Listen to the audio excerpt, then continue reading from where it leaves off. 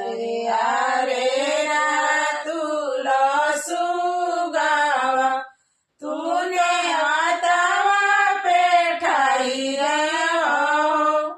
अरे तुलसु गावा तूने मातावा पेठाई हो।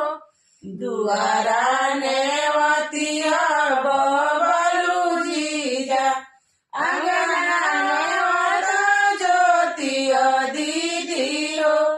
दुआरा ने वतिया परदीप जीजा अंगना ने माता पीरती दीदियो। दुआरा ने वतिया शंकर जीजा अंगना ने माता कीर्ति दीदियो। गोदिया ने वतिया भगीना उनका मौसी के बिया हुए हो। गोदिया